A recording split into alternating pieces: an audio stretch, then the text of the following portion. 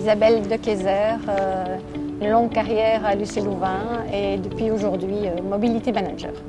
Grégory Fallis, donc moi expert mobilité pour le développement urbain, donc je m'occupe plutôt des questions liées au territoire et aux installations en dur, je dirais, de la mobilité.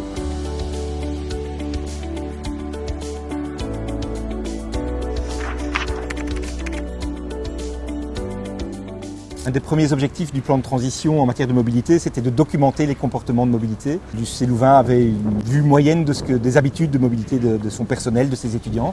Et donc on a lancé en 2021 une grande enquête qui a obtenu un bon taux de réponse puisqu'on a obtenu 40% de réponses auprès du personnel et plus de 20% pour les étudiants. Et sur cette base-là, on a pu construire, je dirais, un diagnostic, établir des objectifs et puis prioriser les mesures à prendre. Un deuxième objectif, c'était évidemment de réduire la demande en mobilité, ça c'est essentiel. On avait 3 axes, le télétravail, les téléconférences et la charte de mobilité internationale. Au niveau du télétravail et des téléconférences, on peut bien dire que la pandémie nous a aidés puisqu'elle a instauré de facto des pratiques de télétravail et des pratiques de téléconférence.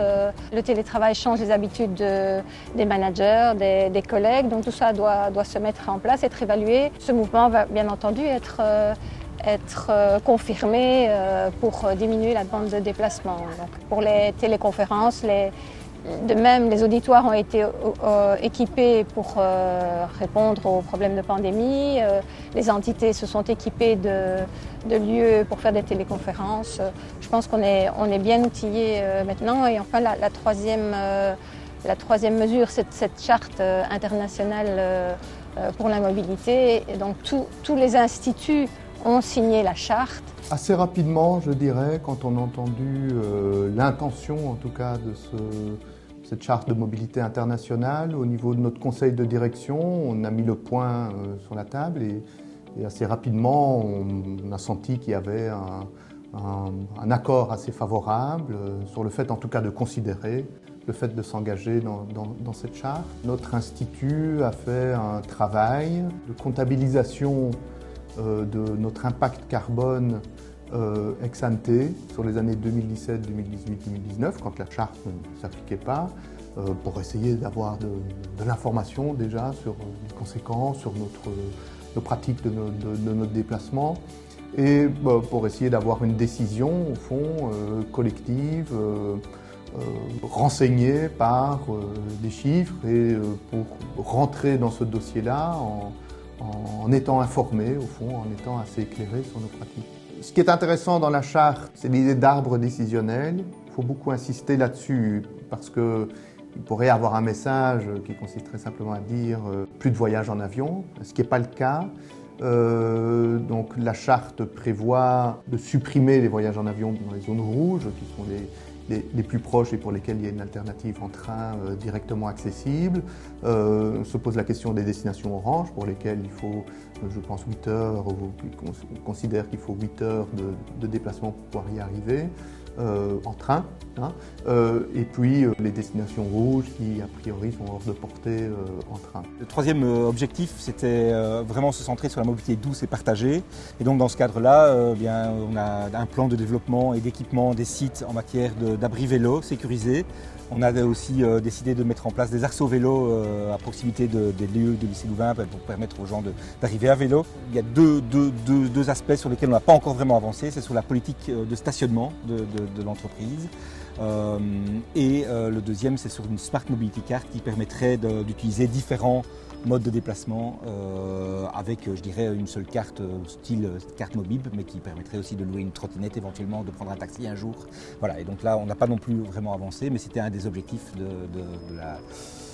du plan de transition. Il y a des défis, effectivement, parce que toute une série de personnes s'interrogent sur leurs pratiques professionnelles. Et donc, il faut pouvoir accompagner ça aussi, il faut pouvoir s'engager, au fond, avancer, avoir une impulsion collective ici, à l'échelle de tout l'Institut, et en même temps faire preuve de réflexivité. Et je trouve que c'est un des principaux avantages de la charte, de situer le débat au niveau des entités de recherche. notamment parce qu'il y a la captation d'un budget qui est géré collectivement, et donc de faire vivre le débat au plus proche des réalités vécues par les chercheurs. On a des défis plus techniques aussi, en termes de comptabilisation. Par exemple, quand on a fait, je pense que les normes sont stabilisées maintenant, mais quand on a fait tout ce travail antérieur, on s'est rendu compte qu'il y avait plusieurs manières de calculer un impact carbone de voyage en avion, et quelquefois on s'y retrouvait pas trop au fond. Je pense que là, c'est un défi un peu de normalisation pour être sûr qu'on parle bien de la même chose. On peut s'interroger des fois sur le fait qu'on a un calcul de coût carbone pour un même déplacement en avion qui n'est pas exactement le même suivant les destinations. Donc sans doute qu'il y a un peu de fine-tuning à faire. On a un défi de mieux se représenter quel est l'usage du train. D'une certaine manière, on essaye d'avoir un déplacement un peu vers l'usage du train, mais on n'a pas une vision très claire en fait de l'usage déjà actuel du train. C'est difficile d'attirer les gens autour de slogans. Je crois qu'on est tous trop sollicités, donc on voudrait davantage concrétiser sur des petites actions, faire en sorte que les gens ne se disent pas non, c'est trop compliqué, venir à vélo, non, j'ai les enfants, etc. Et donc pousser à la commodalité plutôt que d'être dogmatique et dire il faut aller à vélo, il n'y a que ça. Donc on doit vraiment songer à ouvrir des portes, et donc dans la communication, c'est ça qui est compliqué. Un des défis, c'est de faire essayer les gens, les modes alternatifs. Oui.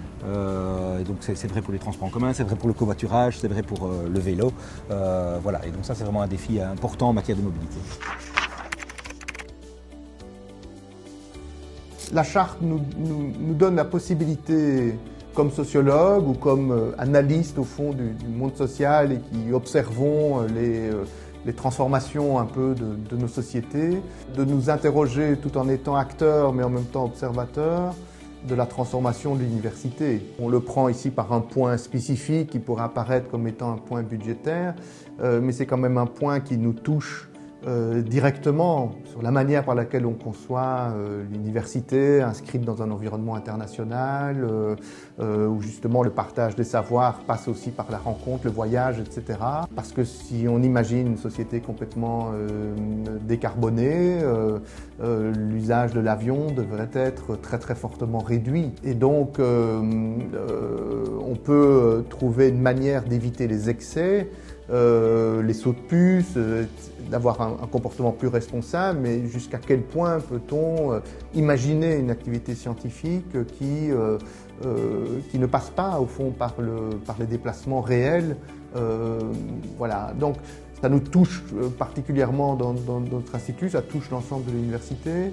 Et pour nous, c'est aussi un point d'observation, alors que toute une série de recherches se développent aussi sur la contribution des sciences sociales à la transition, ou le point de vue des sciences sociales aussi sur les phénomènes de transition. Je vois des opportunités qui peuvent être aussi des menaces, ou même voilà, mais c'est les pouvoirs publics qui sont de plus en plus attentifs aux questions de mobilité dans les permis qu'ils octroient, dans les politiques qu'ils mènent. Et donc là, je pense que c'est à double tranchant, ça nous force, nous, institutions, à avancer. Donc ça, c'est bien pour nous, mais évidemment, ça fait des investissements à faire. Je pense que le fait que d'autres communautés universitaires se sont jointes à nous via les fusions, etc., amène des nouvelles énergies, des nouvelles idées, et le fait de pouvoir collaborer avec ces personnels motivés et voilà, donc qui ont des dynamiques différentes, je pense que ça va être positif. Je pense que le fait aussi que le conseil d'entreprise a mis en place un comité mobilité, ça c'est très positif, et en plus j'ai pu assister à ma première réunion, ils sont très enthousiastes, donc ça c'est vraiment chouette de voir que le moment est là, tout le monde est concerné, il faut agir. Et sans doute qu'il y aura des choix, des lignes de force assez majeures à défendre, si on veut tenir la promesse, au fond, d'ancrer notre université dans son fonctionnement, qui génère du savoir, qui le transmet, qui fait preuve de créativité, d'innovation. Dans un monde décarboné, c'est un véritable défi. Et donc, j'espère qu'au-delà des ateliers qui peut-être porteront sur des thématiques spécifiques, on pourra voir se dégager un certain horizon ou en tout cas des lignes de débat qui devront être tranchées, mais qui augurent au fond une perspective suffisamment enthousiasmante pour qu'on opère au fond une série de changements et que le changement soit le plus possible vertueux et ne laisse pas au fond des réalités professionnelles sur le côté et ne soit pas synonyme au fond de désengagement ou de difficultés qu'on apporterait pour certaines pratiques de recherche ou pour certaines manières de faire de la recherche.